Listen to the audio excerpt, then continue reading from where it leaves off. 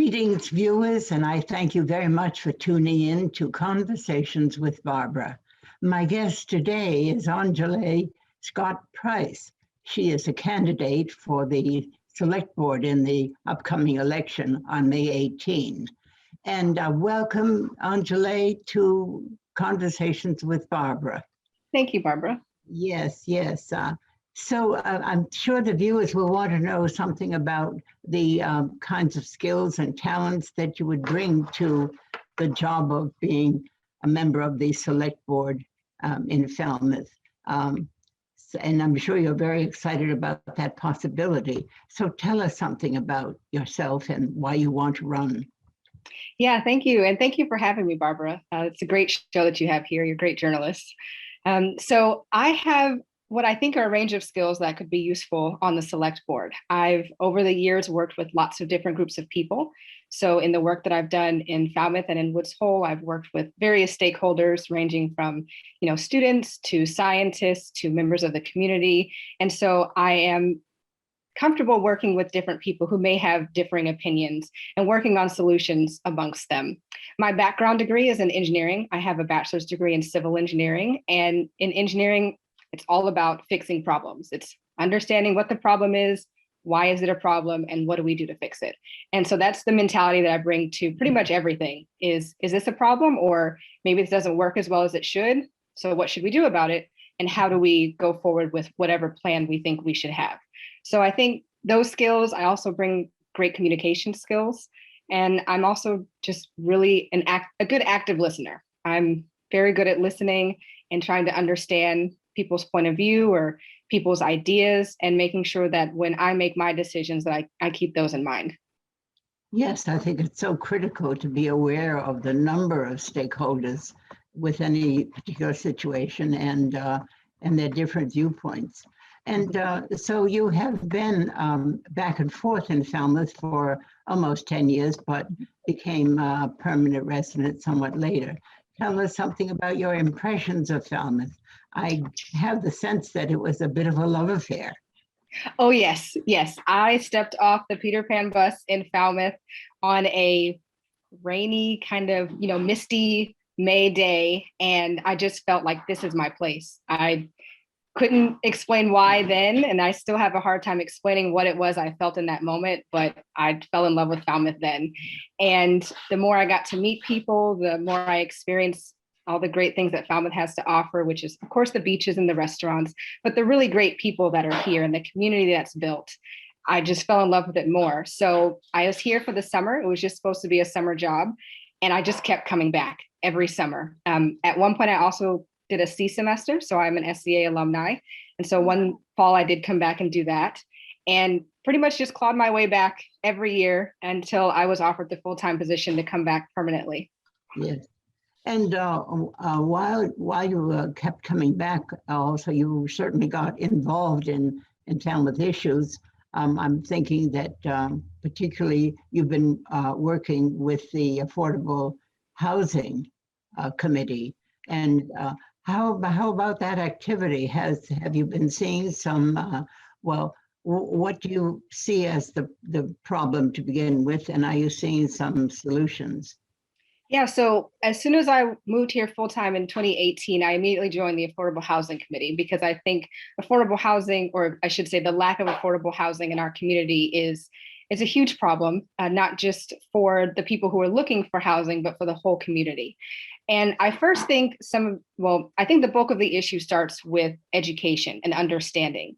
People, when we say affordable housing, they don't generally understand what that means. Affordable housing, unfortunately, has a stigma that our town falls into that trap of the stigma of affordable housing. We try to use workforce housing or community housing to kind of get around that. But the reality is that affordable housing is an appropriate term. We want housing to be affordable for people, but getting residents to understand what that means, that's making housing affordable for the people who work here. So that is our service industry, our hospitality industry, but it also includes our teachers and our nurses and police officers. So I think that is the biggest hurdle that we have to get over is just the education.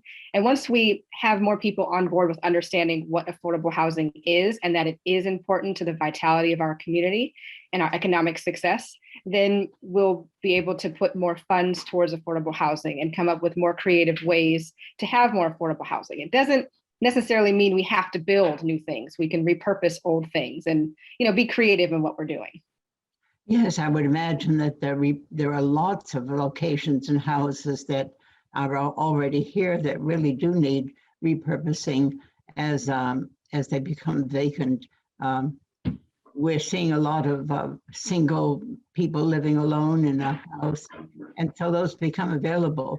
And it was one of the difficulties that it was a kind of not in my neighborhood idea that perhaps affordable housing would decrease the value of one's home, and that's probably a misunderstanding.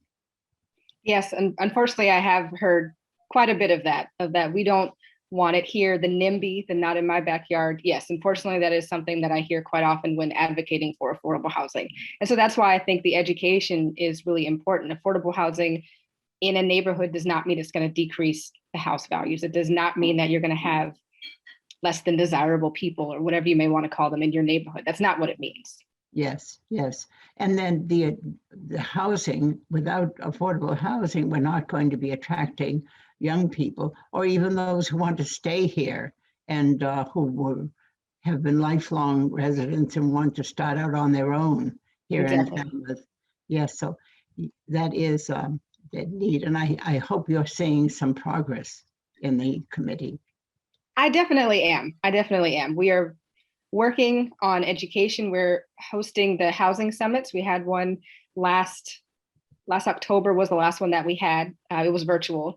And so we're going to keep doing those to make sure that we keep advocating for affordable housing and really pushing the education that we all agree is very key. You've been doing quite a lot. We've been following your work on the FCTV program, Conversations. And there are still people in Falmouth who love Falmouth and are not aware that there's unconscious racial bias. And so bringing that to the fore is critical. I know that you've been doing work in Woods Hole about the lack of diversity. Is that with the community or with some of the institutions that you've worked with? Yeah, so most of the work that I do is with the Woods Hole Diversity Advisory Committee. And that committee is made up of members from all of the scientific institutions in Woods Hole. And then myself, I don't work at any of the institutions, but I've been a longtime member of the community, so I'm involved in that. So one thing that we did fairly recently was holding listening sessions where we were just playing stories of people of color, sharing their experiences in Woods Hole and Falmouth. And we just played them for people to hear, because like you said, people don't actually know that things are an issue. You don't know what you don't know. And if you're not exposed to those things, then you have no way of knowing that it's even an issue that you should pay attention to.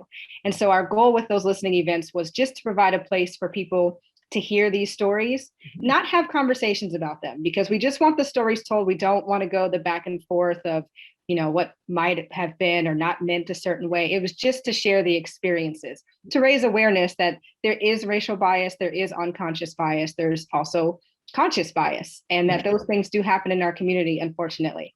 But I will say that of all the places that I've lived, Falmouth is the only place that I would have, of all the places that I've lived, felt comfortable doing something like that. Because I know the people here, most people are open to understanding, they're open to learning, and I felt comfortable sharing those stories, as opposed to other places that I lived where I know it would not have gone over well and I wouldn't even thought about doing it. Right, yes. That's very encouraging. I attended that program that you had in Woods Hole, and it was truly an eye-opener. Oh, wonderful. Thank you. Really, really excellent. And so your work with the people who are putting together the FCTV program has been really quite constructive too.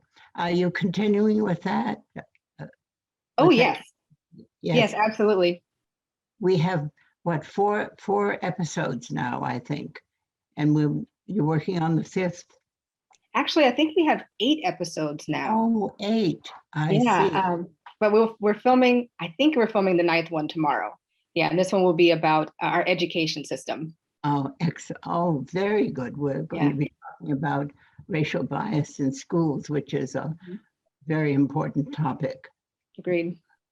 And you also you work here. I wonder whether or not you can share some of your experiences being the chief operating officer of a business in Woods Hole, and how that's been working through this pandemic. Sure.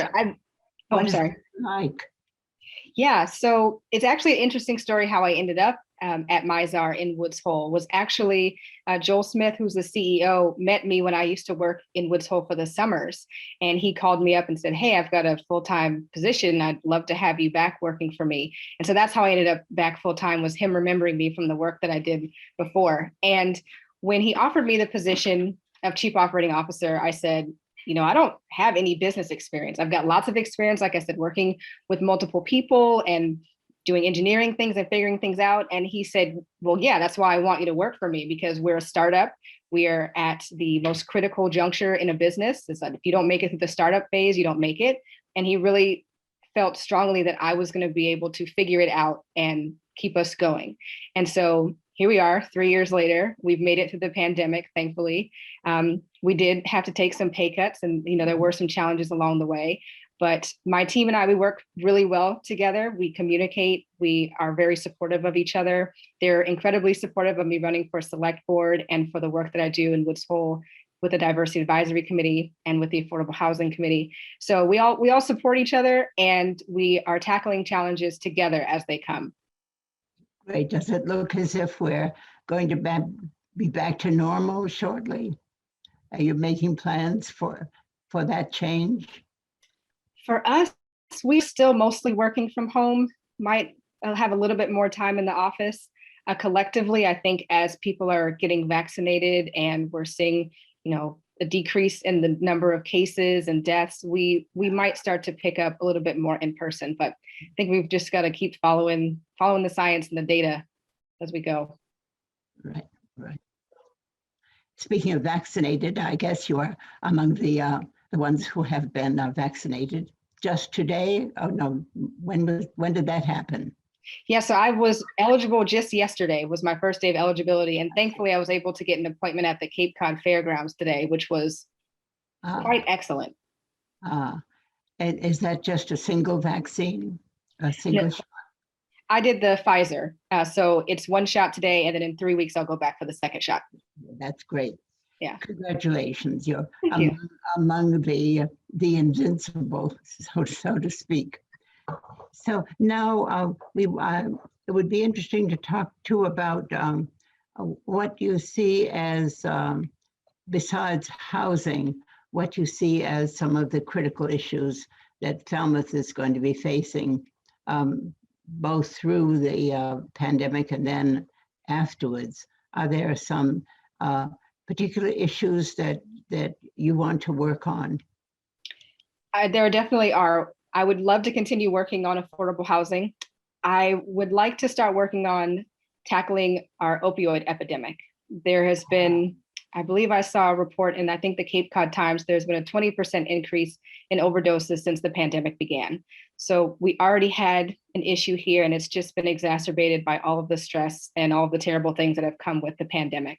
So I would really like to focus some of my time and resources on not just dealing with the epidemic as it is, which means not just making sure that there's resources for people after they've overdosed, or making sure that our police officers have Narcan. It's working to understand what the underlying causes are for some of these types of addictions, and then trying to tackle those, in addition to also, of course, providing services for people who may have overdosed or maybe looking, to be clean, those kinds of things. We do need places for recovery. Mm-hmm. That is probably getting at the root cause is probably the most significant thing to do in order to prevent. And perhaps it's again, unemployment, perhaps, poverty, providing opportunities for people. Any thoughts about that? So I think you're on the right track. I do think that even though we are a relatively wealthy community, we do have a large economic gap between some of our residents. And I think that may be a contributor. I think part of our affordable housing is a contributor. You know, if we have people who are living in campgrounds for the summer because they get kicked out of their homes so that owners can make more money for the summer. I think that those things play into it, but I would be really interested in working with someone who, you know, has done research on addiction issues and someone who has the expertise that I don't have. I would be really interested in learning from them and working with them on this issue. Yeah, that's very, very important. Mm-hmm. And also, perhaps we can talk about this an attitude. If you are critical of issues in Falmouth, some people think that that's not being loyal. Is it possible to be to love your country and your town and still be critical of some things that are going on that we want to see improvement? What is it? What is? I guess I'm asking how. What is patriotism? That is an excellent question. I do think that people believe that if you love something or you believe in something, you blindly follow it. And I would disagree with that. I would say that I think it is important to challenge the issues that we have and to speak up and ask questions, because the only way that we're going to get better.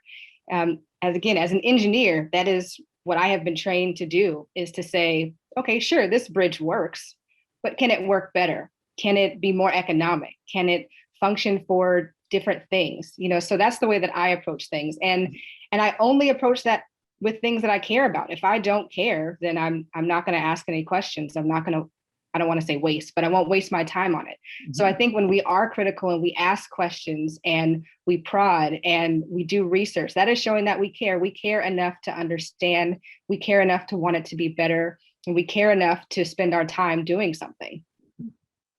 Yes, and that's very good. We love something enough to want to make it better.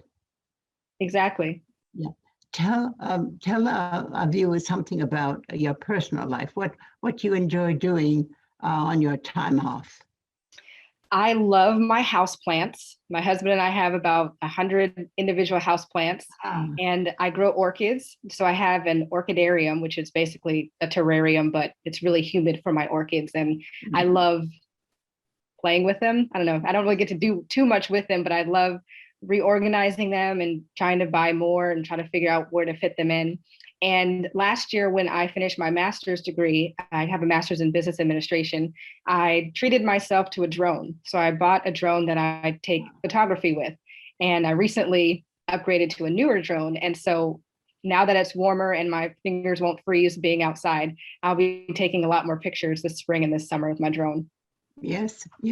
I understand orchids are particularly interesting and difficult to care for, or are they hardy?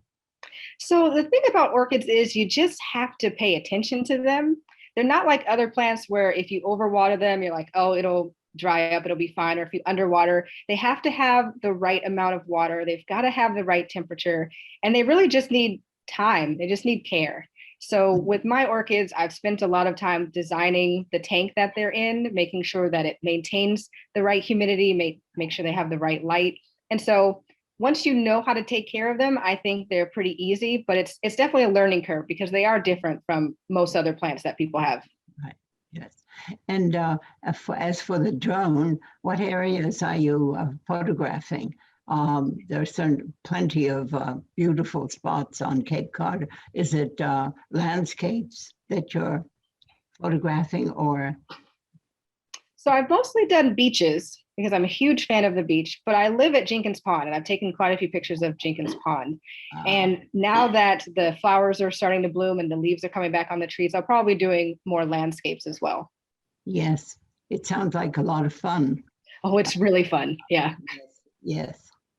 And so The election is coming up May 18th, and I think we do want to talk about what voters can be doing. Local elections have a very low turnout. It seems incredible that we only get, say, 20 to 30% of the voters. Everyone turns out for the presidential elections. I love this quote that the town clerk, Michael Palmer, has said. He said, "You vote for a president, but you have no direct line to the president, whereas a selectman, somebody or select person is somebody you can contact with a personal need as a constituent," so that you would think that people would be very eager to vote for select person on the board. So let's hope that we have a better turnout for this local election. And at the end of this program, Marilyn Rowland, who directs the program, will set up some information. For one thing, people can vote by mail, and I'm sure you're a very supporter of that. Absolutely. Right. People can go to the town website to download an application. I think that the ballot will be mailed out pretty soon after the office receives the application, and so people can vote by mail early. And I understand too that there will not be any early voting in person. They'll just be voting on May 18th. That's my understanding as well. Yes. So I hope that viewers will check that page that we have to be sure to get out and vote on town election, May 18. And I guess you're doing some house parties all by Zoom, keeping busy with that. Yes, I am. Yes. If you'd like to announce any upcoming that people can sign in on. So I will be on the League of Women Voters event. As far as other house parties, they're being hosted by some friends or friends of friends. And so if people want to visit my election website, then they can fill out a form that says if they were interested in attending a Zoom party, or if they'd like to host one so I could meet some of their friends. People are welcome to do that. Very nice too. Yes, we should put your website on the screen. If what is that website? Can you give us the address? Yes, it's electonjalescottprice.org, and I'll make sure you have it in an email as well. Yes, very good. That's going to be easy. Yes, so viewers can certainly do that. Yes. Check the website to take part in some of your house parties. Yeah, thank you. Yes, viewers ought to know. Tell us something for viewers about the election. You have some opponents. How many? I have one opponent. It's Mike Halen. I see. Just one opponent for the opening. And viewers, we want to remind viewers that's May 18 local election. Great. Now, so what is your the work that you do is at Mizar? It's Mizar Imaging. Yes. What products does the company produce? So we manufacture and sell a very specific piece of equipment that goes on microscopes for cell biology research. So very basically, if a scientist wants to study the way, let's say, cancer cells interact, they have to shine laser light on these cells in order to be able to see them and take pictures of them. But unfortunately, the laser light, while it allows us to see them, it also kills them slowly. Imagine standing outside and staring at the sun. After a while, like, you would destroy your eyes. So it's basically what the laser light does to these cells. So what Mizar does is we have designed and manufactured a very specific component that goes onto these microscopes that changes the angle that the light is shined onto the cells, that doesn't kill them nearly as fast. So a scientist who maybe could only see how cancer cells interacted for 2 to 3 hours can now look at them over the course of 2 to 3 weeks.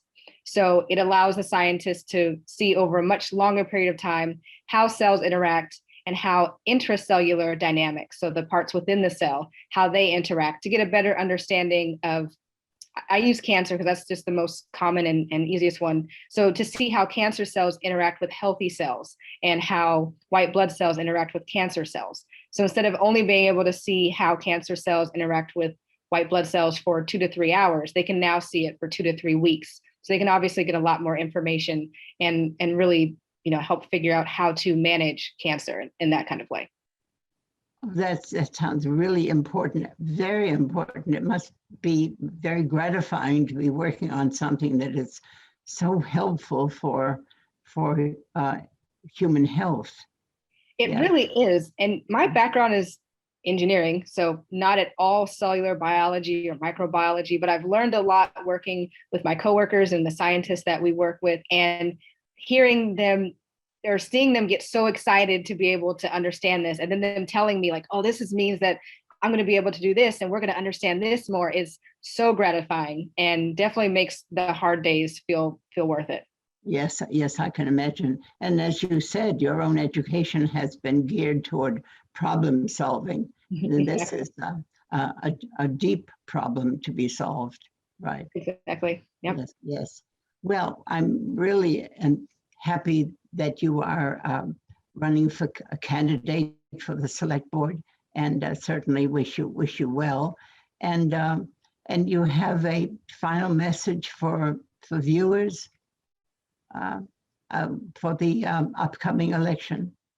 Well, for those who know me, I thank you for your support. For those who don't know me, I welcome any opportunity to get to know more people, have them hear about my platform and the issues that I think we should be tackling as a town, some of my ideas, and I hope to earn people's vote on May 18th. Good. Thank you very much, Onjalé, for being here and telling us about your candidacy. Thank you, Barbara, for having me. Yes. And viewers, thanks very much for tuning in. We'll look forward to seeing you again soon on Conversations with Barbara.